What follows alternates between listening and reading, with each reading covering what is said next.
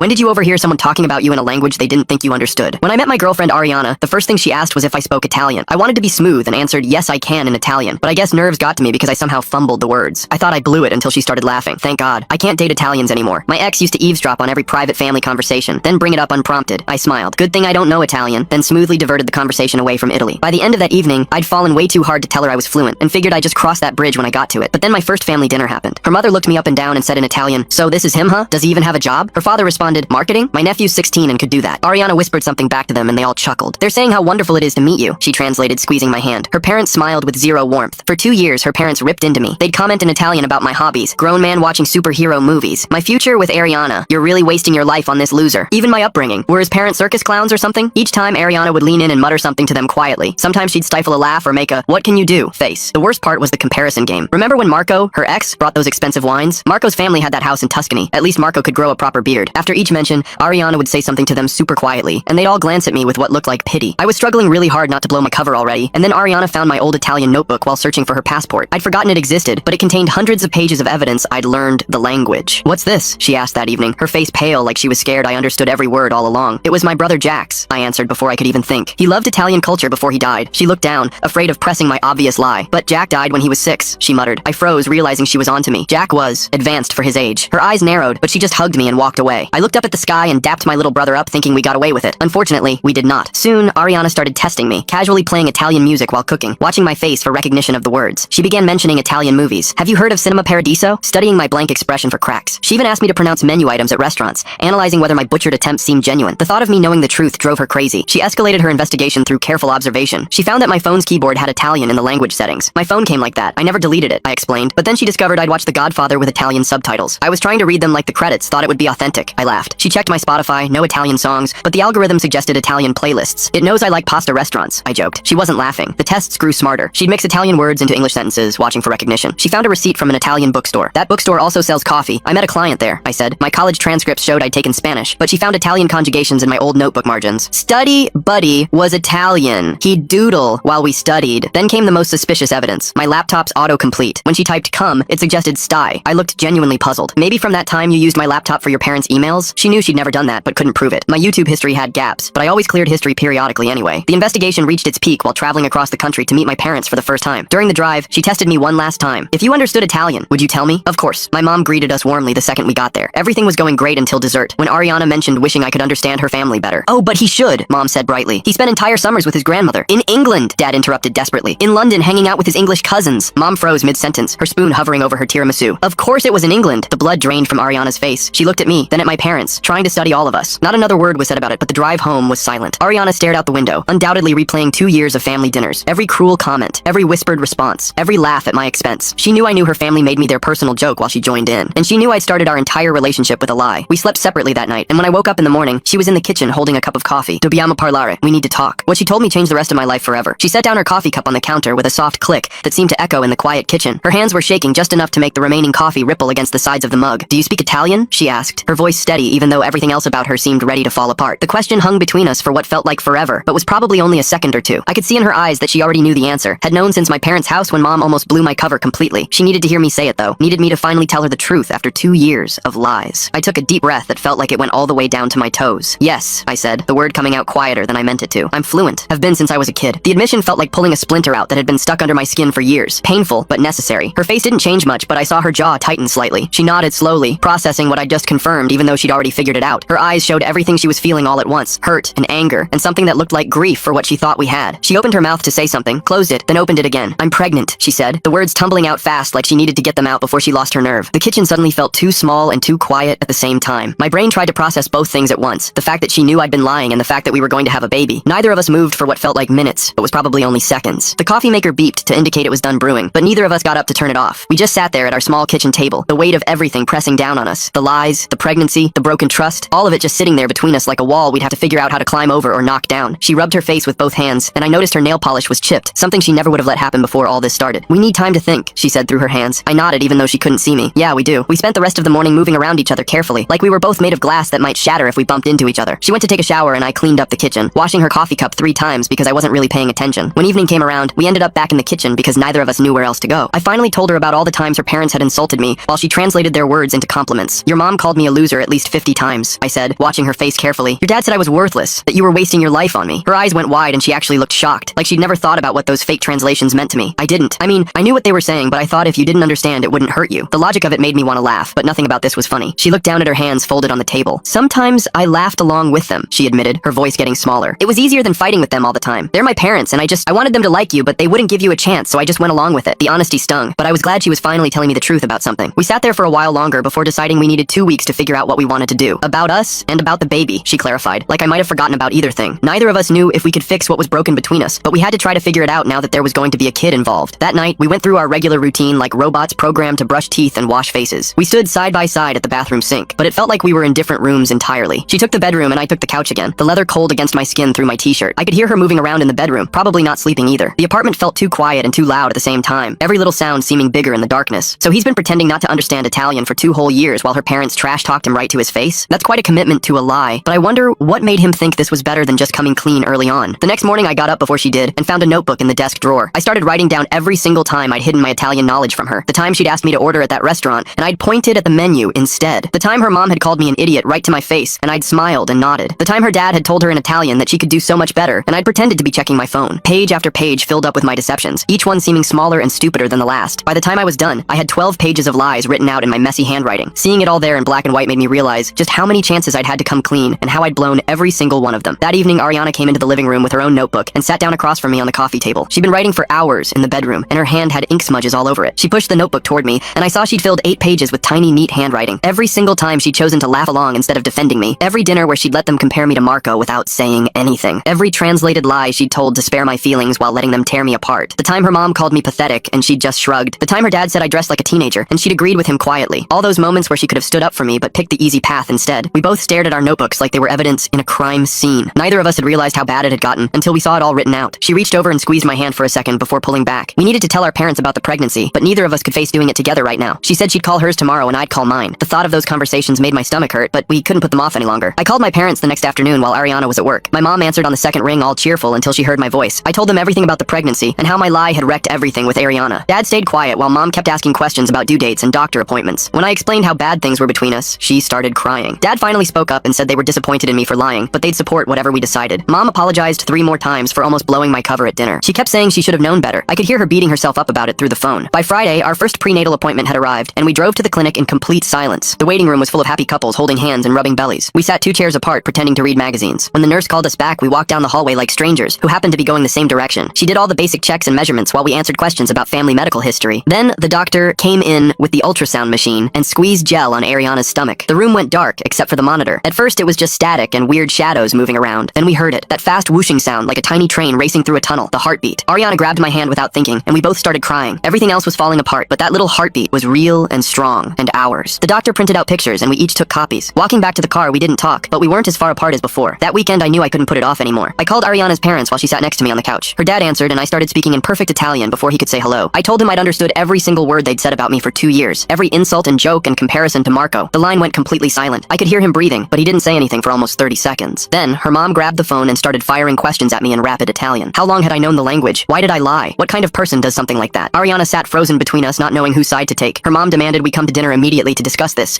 I said we'd come, but things were going to be different from now on. She laughed bitterly and said we'd see about that. After I hung up Ariana and I got into our first real fight about the dinner, she wanted to do all the talking to protect me from their anger. She knew how vicious they could be when they felt betrayed. I told her absolutely not. I'd been silent for 2 years, and I was going to speak for myself this time. She kept insisting they'd listen to her better. I said that was the whole problem. She'd been managing them instead of standing up to them our entire relationship. We went back and forth for an hour, getting louder and more frustrated. Finally, we agreed I'd lead, but she'd jump in if things got too heated. Neither of us felt good about the compromise. The dinner was 3 days later, and my hands were shaking as we walked up to their door. Her mom answered without saying hello and led us to the dining room. Her dad was already sitting at the table with his arms crossed. I sat down and started speaking in Italian immediately. I told them the mockery stopped now. No more comparing me to ex-boyfriends. No more insulting my job or my family or my interests. If they wanted to be in their grandchild's life, they needed to treat me with basic respect. Her mother tried to interrupt, but I kept going. I said I took responsibility for lying, but their cruelty was inexcusable. Ariana's voice shook, but she backed me up. She told them she was tired of being stuck in the middle. She wanted them to accept me, or at least stop actively undermining our relationship. Her dad finally spoke and said we'd humiliated them by keeping the secret. Her mom added that trust was earned, not demanded. The conversation went in circles for 2 hours. Finally, we left with nothing resolved except an agreement to try family counseling. In the car afterward, we sat in the driveway, not ready to go home yet. We started listing all the specific ways we'd hurt each other, the lies I'd told, the times she'd laughed at their jokes, the moments we'd each chosen the easy path over honesty. Every betrayal and disappointment came pouring out. We both both ended up sobbing in that dark car, not just for what we'd done, but for what we'd lost. The relationship we thought we had was gone, and we didn't know if we could build something new. When we finally went inside, Ariana said she needed space to think. She wanted to stay with her parents for a few nights. The irony wasn't lost on either of us, but I helped her pack a bag anyway. We moved around each other so carefully like we might break if we bumped into each other. I carried her suitcase to her car and watched her drive away. The apartment felt empty and too quiet without her. I tried to focus on work but couldn't concentrate on anything. The presentation I was supposed to finish sat open on my laptop screen, but I just stared at it. The deadline came and went, and I didn't submit anything. Monday morning, my supervisor sent an email asking to meet about my performance. Another problem to add to the pile that kept growing higher every day. That meeting with my supervisor went about as bad as expected. She pulled up my recent performance metrics on her screen and pointed at all the red marks showing missed deadlines and incomplete projects. My hands were shaking as I tried to explain without giving too much personal detail. She put me on a formal improvement plan with weekly check-ins starting immediately. I nodded and signed the paperwork, knowing I had no choice if I wanted to keep my job. When I got home that afternoon, I sat at my laptop and opened a blank document. The cursor blinked at me for 20 minutes before I started typing in Italian. Every word felt strange after hiding the language for so long. I wrote about meeting Ariana and how one small lie turned into 2 years of deception. I explained listening to her parents mock me while she translated lies. I admitted my own cowardice in not speaking up sooner. The letter grew to 3 pages as I typed everything I'd wanted to say for months. I described the hurt of being compared to Marco constantly. I wrote about watching Ariana laugh along with their jokes. I acknowledged my fault in starting everything with a lie, but said their cruelty wasn't justified. My fingers moved faster as the Italian flowed more naturally. Writing in the language felt like taking off a heavy coat I'd worn too long. I saved the document and texted Ariana that I'd written something for her parents. She came over the next morning carrying coffee and looking tired. I showed her the letter on my laptop, and she sat down to read it slowly. Her face changed as she went through each paragraph. She pointed at one section and suggested softer wording. I changed it, and she nodded. We spent 2 hours going back and forth on different phrases. She helped me explain my perspective without attacking them directly. I adjusted parts that sounded too angry. She fixed my grammar in places where my Italian was rusty. We worked together better than we had in weeks. When we finished, we had a letter that said everything important without being cruel. She printed it out, and we both signed our names at the bottom. That afternoon, my parents drove over to talk about everything. Mom brought homemade soup like that would fix our problems. Dad sat on the couch looking uncomfortable but determined to help. They asked what we needed from them financially and emotionally. Her parents just happened to have 8 pages of insults ready to match his 12 pages of lies. Something about these perfectly balanced notebooks feels too neat for real-life messy relationships. Mom told us about their first year of marriage when Dad lost his job and they almost divorced. Dad talked about how they learned to communicate better through counseling. They said every relationship faces huge tests and what matters is choosing to work through them. Mom held my hand and said they'd support whatever we decided. Dad added they'd love their grandchild no matter what happened between Ariana and me. They stayed for 3 hours sharing advice and just listening to us talk. After they left, Ariana set up her laptop for a video call with her parents. I sat beside her as the call connected and her parents appeared on screen. She took a deep breath and told them she was pregnant. Her mother's eyes went wide and she immediately started talking about baby names and nursery colors. Her father interrupted with questions about our financial stability and living situation. Ariana answered calmly while I sat there understanding every word but staying quiet. Her mother asked if we were getting married and Ariana said we were figuring things out. Her father's face got tight when he realized things weren't solid between us. The call lasted an hour with her parents switching between excitement and concern. After we hung up, Ariana looked exhausted from managing their reactions. She went to her parents' house for dinner that night while I stayed home. Around 11, my phone rang and it was Ariana crying. She said her parents spent the whole dinner telling her she was making a mistake staying with me. They brought up Marco again and how he would have proposed immediately. Her mom said the baby deserved parents who were stable and committed. Her dad questioned if I'd even stick around once things got hard. Ariana was sobbing so hard, I could barely understand her words. She said she knew they were wrong, but their doubt was getting to her. She didn't know how to make them understand we were trying our best. I told her to come home and we'd figure it out together. The next morning, her father texted asking to meet me alone. We agreed on a coffee shop downtown that afternoon. I got there first and picked a corner table away from other people. He showed up 5 minutes late looking serious. He ordered black coffee and sat across from me without shaking hands. He started talking in Italian about his fears for his daughter. He said he'd worked his whole life to give her opportunities. He didn't want her settling for someone who couldn't provide properly. He admitted the comparisons to Marco were unfair, but came from wanting the best for her. He said fathers never think anyone is good enough for their daughters. I listened without interrupting, even though parts made me angry. When he finished, I responded in Italian explaining my own position. I told him I loved Ariana despite our current problems. I said I'd never abandon my child regardless of what happened between us. He nodded slowly and seemed surprised by my fluency and directness. We talked for another hour, finding small points of agreement. That evening, Ariana brought up all the tests she'd put me through trying to catch me understanding Italian. She counted at least 30 different attempts to expose my secret. She said she felt crazy constantly looking for proof of betrayal. She realized she'd been so focused on catching me lying, she forgot to actually build trust. Her voice cracked when she admitted she'd become paranoid and suspicious. She said it exhausted her, always analyzing my reactions to everything. I told her I understood why she tested me given the circumstances. We both acknowledged how much energy we'd wasted on deception and suspicion. 3 days later, we had our first counseling appointment with someone specializing in couples therapy. The therapist's office had 2 chairs facing each other with her seat off to the side. She asked us to describe our main issues without interrupting each other. Ariana went first, explaining the betrayal she felt about my lie. I talked about the hurt from her family's mockery and her participation. The therapist took notes and asked follow-up questions about our patterns. She pointed out how we both chose avoiding conflict over honest communication. She gave us homework to practice stating our needs directly without accusations. We scheduled weekly sessions and left with communication guidelines to follow. The next day, I met with my supervisor again about adjusting my schedule. I explained I needed flexibility for medical appointments without giving specifics. She reviewed the company policy on family leave and flexible arrangements. She agreed to let me work from home 2 days a week, but she also made it clear I was on thin ice with the performance plan. Any more missed deadlines would lead to termination regardless of personal circumstances. I signed the new arrangement feeling grateful, but stressed about juggling everything. That weekend, Ariana Ariana suggested we should plan for the worst-case scenario. She pulled out a legal pad and started writing headers for custody and finances. We spent 4 hours creating a document neither of us wanted to use. We discussed who would have the baby on which days if we separated. We calculated child support based on our current salaries. We wrote down decisions about medical care and education. Every sentence felt like accepting failure, but we kept going. We agreed on splitting holidays and birthdays if necessary. We decided on communication methods for co-parenting logistics. By the time we finished, we were both drained from imagining that future. We put the document in a folder, hoping we'd never need to open it again. 3 days later, we drove to the hospital for the 12-week ultrasound appointment. The waiting room was packed with happy couples holding hands, while we sat with space between us on the plastic chairs. When they called our names, we walked down the hallway without touching, both staring at the floor tiles. The technician squeezed cold gel on Ariana's stomach and started moving the wand around while we watched the black and white screen. And suddenly there it was, this tiny person doing flips and moving their arms like they were dancing. The technician pointed out the heartbeat, the spine, the little fingers opening and closing. Without thinking, I reached for Ariana's hand and she grabbed mine back tight. We both had tears running down our faces watching our baby move around like that. The technician printed out pictures, and we walked to the car still holding hands, the first time we'd touched in weeks. Neither of us said anything about it, but we didn't let go until we got to the parking lot. The next weekend, we decided to try lunch with her parents at this Italian place downtown. We'd agreed on a new rule before going. No mockery in any language. Period. Her mom started right away when we sat down, looking at the menu and saying in Italian how marketing people just make up lies for a living. I responded immediately in perfect Italian that I'd appreciate her keeping her opinions about my career to herself. Her face went white and she dropped her menu. Her dad started to say something, but Ariana cut him off saying we'd leave if they couldn't be respectful. The waiter came over and we ordered in this weird, tense silence. Her mom tried again halfway through the meal, mentioning in Italian how my parents seemed simple when she'd seen their Facebook photos. I put down my fork and stood up. Ariana stood up too and said we were leaving right now. Her mom started protesting, but Ariana was already putting on her coat. We left cash on the table and walked out while her parents sat there stunned. In the car, Ariana's hands were shaking as she started the engine. She'd never stood up to them like that before, and I could see how much it cost her. That evening, we started what became our new routine, taking walks around the neighborhood after dinner. We'd leave our phones at home and just walk for an hour, using the movement to help us talk without having to look at each other. The first few walks were mostly quiet, but gradually we started opening up. During the fourth walk, I admitted I'd vented to my college buddy about our problems over beers last month. She told me she'd cried to her sister on the phone about whether she could trust me again. I confessed I'd looked at apartment listings online after really bad fights. She said she'd packed a bag twice but never actually left. We kept walking and listing all these small betrayals we'd kept secret. Each confession hurt to hear, but also felt like cleaning out an infected wound. We passed the same houses and the same dogs barking behind fences while we laid everything out there. By the time we got home, we were both exhausted, but the air felt clearer between us. Monday morning, I got called into my supervisor's office for my performance review. She had spreadsheets showing all my missed deadlines from the past month and client complaints about delayed responses. My numbers were way below target, and I'd missed 2 important presentations. She said she understood I had personal issues, but the company needed me functioning at full capacity. She put me on a formal performance improvement plan with weekly check-ins and specific targets to hit. If I didn't meet them within 60 days, they'd have to let me go. I signed the paperwork knowing I deserved it after how distracted I'd been. Walking back to my desk felt like everyone was watching me, knowing I was hanging by a thread. That night, Ariana's mom created a family group text and added me without asking. She wrote in Italian about planning a big family reunion next month. I responded naturally in Italian for the first time, saying we wouldn't be able to make it. Her dad jumped in asking why not, and I explained we needed space to focus on ourselves. Her cousin started typing and her uncle added his opinion. The whole family was suddenly discussing our relationship in this group text. Funny how her mom thinks she's being sneaky, creating that family group text and writing in Italian, not knowing he can read every word she types. Wonder if she's testing him or just hasn't caught on yet that her secret weapon is useless now. Ariana grabbed my phone and typed that this was exactly why we needed boundaries. Her mom called immediately, but we didn't answer. The texts kept coming all evening until we muted the conversation. 2 days later, Ariana asked me something unexpected while we were making dinner. She wanted me to translate her parents' conversation in real time the next time we saw them, so she could hear what I'd been hearing. That Sunday, we went to their house for coffee, and her parents started talking in Italian about how thin I looked. I translated word for word what they were saying. Her mom said I probably couldn't afford food on my salary. I translated that too. Her dad mentioned how at least Marco had muscle definition. I kept translating everything while Ariana's face got paler. They complained about my posture, my clothes, even the way I held my coffee cup. Every word got translated until Ariana finally told them to stop. She was crying by the time we left, finally understanding what I'd sat through for 2 years. In the car, she kept apologizing, saying she had no idea they were that cruel with their exact words. That night during our walk, she explained something I hadn't understood before. She'd learned as a kid to use humor to deflect their criticism, laughing along so it wouldn't hurt as much. When they'd mock her grades or her friends, she'd make it a joke before they could make it painful. It became automatic, this survival mechanism she didn't even realize she was using. When they mocked me and she laughed, she wasn't trying to be cruel. She was just reverting to her childhood pattern. I started seeing those moments differently, not as her joining them against me, but as her trying to survive them the only way she knew how. We decided that night to skip all family events for a month to focus on just us. Both sets of parents protested immediately when we told them. My mom called 3 times saying she wanted to help with baby preparation. Her parents sent long guilt trip texts about family being everything. We held firm, saying we needed space to work on our relationship without outside pressure. Her mom showed up at our apartment uninvited, but we didn't answer the door. My dad sent emails about how we were making a mistake. We stuck to our decision, even though it felt like we were letting everyone down. The next morning, we sat at the kitchen table with our laptops open to bank statements and rental websites. Ariana had already made a spreadsheet with columns for baby costs, my income, her income, and what 2 apartments would cost. The numbers didn't work no matter how we moved them around. She kept typing different scenarios while I searched for cheaper places near each other. We'd need cribs in both places, car seats, double everything basically. After 2 hours, we closed the laptops without deciding anything because the math made us both feel sick. 3 days later, Ariana drove to her parents' house to get some of her old baby stuff from the attic. I stayed home because we agreed it was better if she went alone. She texted me an hour later that her mom was following her around, asking questions about why we needed space. Then the texts stopped for 3 hours. When When she finally came home, her eyes were red, and she dropped a box of baby clothes on the floor. Her mom had accused her of choosing me over family, of being ungrateful, of not understanding how much they'd done for her. Ariana had finally told her mom to stop treating her like a child. They'd screamed at each other in the driveway while the neighbors watched. Her dad had to come outside to calm them down. She was shaking when she told me, but also seemed taller somehow, like standing up to them had changed her posture. That weekend, while we were cleaning the nursery, I stopped and looked at her. I told her I needed to apologize for something that had been eating at me. Using Jack's death to cover my lie was the worst thing I'd done in all of this. My little brother died when he was 6, and I'd used his memory to protect myself from getting caught. She deserved better than someone who would do that. Ariana put down the paint roller and came over to where I was standing. She said she understood why I panicked, but that it had really bothered her too. We stood there in the half-painted room not touching, but finally being honest about that specific hurt. Monday morning, my supervisor called me into his office with an HR rep present. They had my performance review printed out with a lot of red marks. I'd missed 3 deadlines, been late to 2 client meetings, and my project quality had dropped significantly. They put me on a formal improvement plan with weekly check-ins and specific targets I had to hit. The HR rep said they understood personal issues happen, but the company needed me functional. I signed the paperwork knowing I was lucky they didn't just fire me. Walking back to my desk felt like everyone was watching, even though they probably weren't. That evening while we were cooking, Ariana's phone buzzed with a text from her dad. She read it out loud because we were trying to be more open with each other. He wrote that no matter what happened between us, the baby would always be his grandchild and always be welcome in their home. It wasn't an apology for all the cruel things they'd said, but it was something. Ariana saved the message, and we kept cooking without talking about it more. 2 nights later, I woke up to Ariana shaking my shoulder at 2 a.m. She was bleeding and scared, and we needed to go to the hospital right now. I threw on clothes while she called her doctor's emergency line. The drive to urgent care felt like forever, even though it was only 10 minutes. She kept saying she couldn't lose the baby. Not now, not after everything. I held her hand at every red light. The waiting room was almost empty, but we still had to wait 40 minutes to be seen. Ariana leaned against me, and we didn't talk about our relationship problems or trust issues or anything, except hoping the baby was okay. The doctor finally called us back and did an ultrasound. The heartbeat was strong and steady on the monitor. The bleeding was from a small tear that would heal on its own with rest. We both cried with relief right there in the exam room. The doctor said this was common and not our fault, but to take it easy for a few days. Driving home at 4 a.m., we were both exhausted but grateful. The scare had shifted something between us, reminding us what actually mattered most right now. When we got home, Ariana said she thought we should try separate bedrooms for a while, not as a punishment, but to give us both space to process everything without the daily friction of sharing a bed. I helped her move some clothes to the guest room, and we set it up with her things. It felt sad watching her arrange her stuff in there, but we both slept better that night having our own spaces. 3 days later, we set up a video call with both sets of parents to explain where we stood. Ariana's parents were on her laptop, mine were on my phone propped against a water glass. We told them we were focusing on being good co-parents, rather than trying to force our romantic relationship to work right now. My mom started crying immediately. Ariana's mom said we were being ridiculous and should try harder. Her dad stayed quiet but looked disappointed. My dad asked practical questions about custody and living arrangements. We stayed calm and repeated that this was what we needed to do. The call ended with everyone unhappy, but at least they knew where we stood. The next afternoon, we got into our first real argument since the separate bedrooms. Ariana thought the baby should learn Italian to connect with her family heritage. I thought that would be confusing, and also worried about what her parents would say when they thought the kid couldn't understand. Then we disagreed about last names because she wanted her name included and I wanted mine. We went back and forth for an hour getting louder but not mean. Finally, we agreed to table it until after the birth when we'd have to decide for real. It was progress that we could disagree without it destroying us. That Saturday was our first prenatal class at the hospital. We walked in together and found seats in the back corner. Every other couple looked happy and excited, holding hands and rubbing bellies. We sat with space between us taking notes while the instructor demonstrated breathing techniques. When she had us practice positions for labor, we worked together professionally like co-workers on a project. The normalcy of learning about contractions and pushing while our relationship hung in limbo felt bizarre. During the break, another couple asked how long we'd been together, and we both answered at the same time with different numbers. They looked confused and changed the subject. We stayed for the whole 3-hour class, learning about everything from epidurals to breastfeeding while avoiding eye contact with each other. 2 days later, I came home from work and found a big cardboard box sitting against our apartment door with no note or anything. I picked it up and brought it inside, setting it on the kitchen counter while Ariana came over to look. She opened the flaps and pulled out a tiny onesie with Italian words printed on it, then a wooden rattle, then a soft blanket her grandmother had made years ago. Her mom had dropped off all these baby things without even knocking or saying anything. We stood there looking at everything spread out on the counter, both of us feeling weird about the gesture since her parents were still being difficult about everything else. I folded the blanket back up while Ariana put the other items in a drawer, neither of us sure if we should text her mom thanks or just leave it alone. The following week, we had an appointment with a mediator downtown to work out our co-parenting agreement. We sat on opposite sides of a conference table while the mediator went through all the decisions we'd need to make about custody schedules and holidays and medical choices. The mediator's timing feels pretty convenient when they're already naturally working through disagreements about Italian lessons and last names without lawyers involved. Makes me wonder if someone suggested this, or if they just decided they needed official help right after managing to argue without destroying each other. She asked about summer breaks, and who would claim the baby on taxes, and what would happen if one of us wanted to move to a different city. We spent 3 hours going through every possible scenario, writing down agreements about pickup times and emergency contacts and how we'd split expenses. The mediator typed everything up while we sat there trying to plan a future we couldn't really picture yet. That night I finished writing the letter to her parents in Italian, explaining our boundaries going forward about respect and how they talk about me. Ariana read through it and made a few edits. Then we printed it out, and she signed her name next to mine at the bottom. The Italian came easily now that I wasn't pretending anymore, and I used formal language to make it clear we were serious about these rules. We mailed it the next morning on the way to our separate jobs. Her parents called Ariana that afternoon, but she let it go to voicemail, and we listened to her mom's confused message together that evening. 4 days later, we tried having dinner at her parents' house to see if they could follow the new boundaries we'd set. Her mom cooked way too much food like always, and her dad poured wine even though Ariana couldn't drink. They mostly stuck to English, but her mom slipped twice, once commenting on my shirt, and once asking her dad something about about my car. Both times I answered immediately in Italian, reminding them about our agreement, and they looked surprised, but stopped. Her dad even asked me about work in English, actually listening to my answer about the new project I was managing. We left after 2 hours, exhausted but calling it progress since nobody had yelled or stormed out. Back at work, I started getting my focus back and meeting my deadlines again. My supervisor noticed the improvement and mentioned it during our weekly check-in, saying I seemed more settled. I stayed late a few nights to catch up on the backlog from my worst weeks, organizing files and finishing reports I'd been putting off. The performance improvement plan was still in place, but I wasn't worried about losing my job anymore. My coworkers stopped giving me concerned looks when I passed their desks. That weekend, Ariana and I finally had the conversation we'd been avoiding about whether we actually still loved each other or if we were just going through the motions for the baby. We sat on opposite ends of the couch after dinner, both of us picking at loose threads on the cushions while we talked. She said she still loved me, but didn't know if she could ever fully trust me again after 2 years of lies. I told her I loved her too, but understood if trust was impossible after what I'd done and what she'd done. We agreed love wasn't enough by itself, and trust would take way longer to rebuild if it ever came back at all. Neither of us cried, but we both looked tired when we went to our separate rooms. A few nights later, we worked on setting up the nursery together, moving the crib from the box to the corner and hanging the mobile her cousin had sent. She found an Italian kids show on her tablet and let it play while we organized tiny clothes in the dresser drawers. The characters sang songs about colors and numbers while we worked, and neither of us pretended not to understand anymore. I caught myself humming along to one of the songs while arranging diapers on the changing table, and Ariana actually smiled a little. We worked for 2 hours without talking much, just passing each other tools and holding things steady, finding a rhythm that felt peaceful even if it wasn't romantic. Her parents sent a text that night about the next prenatal appointment, writing in Italian like they always did with Ariana. I picked up my phone and typed back in Italian, confirming the date and time while Ariana watched from across the room. Her dad responded with a thumbs up emoji, and her mom sent a heart, both of them accepting my response without comment. We weren't together exactly, but we weren't completely apart either, just finding some new way to be a family that nobody had a name for yet. Well, I've really gotta wonder what's actually going on with this whole not together, but not apart thing they keep mentioning. Kinda makes you think, right? Anyway, I'll leave you with that thought. See you next time. Subscribe for more content like this.